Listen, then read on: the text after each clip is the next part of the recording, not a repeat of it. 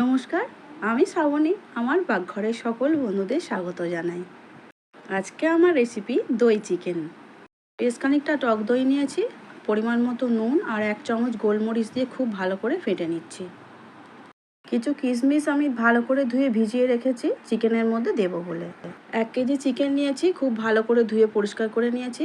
এর মধ্যে 1 চামচ আদা, 1 চামচ রসুন বাটা দিলাম আর 1 চামচ কাঁচা লঙ্কা বাটা দিলাম। আর দিলাম যে ফেটে রেখেছিলাম দই, সেই দইয়ের কিছুটা। অল্প একটু সর্ষের তেল দিয়ে খুব ভালো করে ম্যারিনেট করে রেখে দেবো আমি 20 মিনিটের মতো। চিকেন তো অনেক রকমভাবেই বানানো হচ্ছে, কিন্তু এবারে দই দিয়ে বানানোর খুব শখ হয়েছে বাড়ির সবাই, তাই একটু বানিয়েই ফেললাম। এদিকে কড়ার তেল দিয়ে দিয়েছি, তেল গরমও হয়ে গেছে। আর 2টো শুকনো লঙ্কা, অল্প গোটা গরম মশলা দিয়ে দিলাম আর দিলাম 2টো তেজপাতা দিয়ে একটু ভালো করে নেড়ে নিলাম। আর 2টো বড় পেঁয়াজ কেটে রেখেছিলাম ওপর দিয়ে ছড়িয়ে দিলাম আস্তে আস্তে। এবারে ওটাকে অল্প নুন দিয়ে ভেজে নেব। পেঁয়াজ মোটামুটি ভাজা হয়েই এসেছে। এবারে আস্তে আস্তে চিকেনগুলোকে পেঁয়াজের মধ্যে তুলে দিচ্ছি। চিকেন তুলে দেবার পর যে ম্যারিনেটের যে দইটা ছিল সেই দইটাও ওপর দিয়ে দিলাম। আর এবারে খুব ভালো করে আমি নেড়ে নিচ্ছি। আর 5 মিনিটের মতো চাপা দিয়ে আমি সিদ্ধটা করে নেব। 5 মিনিট পর আমি ফিরে এলাম আর চাপা খুলে দিয়েছি। এবারে আদা রসুনের পেস্ট 1 চামচ আর বাকি যে দইটা ছিল ফাটানো, সেই ফাটানো দইটা দিয়ে দিলাম। দিয়ে এবারে খুব ভালো করে নাড়াচাড়া করে আমি কষে নিচ্ছি। এখন এর মধ্যে দিয়ে দেব আমি পরিমাণ মতো চিনি আর নুন।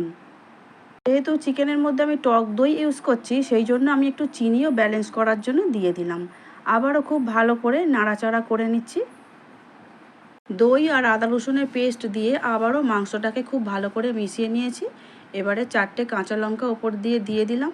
আর 15 মিনিটের জন্য আমি চাপা দিয়ে খুব ভালো করে মাংসটা রান্না করে নেব। 15 মিনিট পর চাপা খুলে আমি আরেকবার ভালো করে নাড়াচাড়া করে নিচ্ছি। দেখতেই পাচ্ছ তেল খানিকটা ছেড়ে বেরিয়ে এসেছে। এইভাবে আমি নাড়াচাড়া করে খুব ভালো করে তেল ছেড়ে আসা পর্যন্ত কষে নিচ্ছি।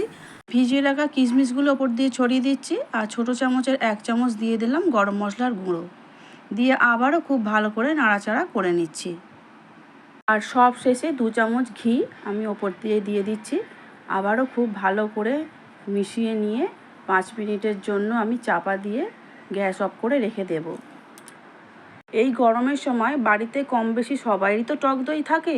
তোমরাও বাড়িতে একদিন বানিয়ে দেখো দই দিয়ে চিকেন, খেতেও কিন্তু দারুণ হয়। দই চিকেন আমাদের একদম রেডি হয়ে গেছে। আমি এখন একটা সার্ভিং বোলের মধ্যে তুলে নিচ্ছি। আমার ভিডিও ভালো লাগলে লাইক শেয়ার সাবস্ক্রাইব করার অনুরোধ রইল। আর যারা ফেসবুক পেজ থেকে দেখছো তারা আমার পেজটিকে ফলো করে দিও প্লিজ। পুরো ভিডিওটা দেখার জন্য অসংখ্য ধন্যবাদ।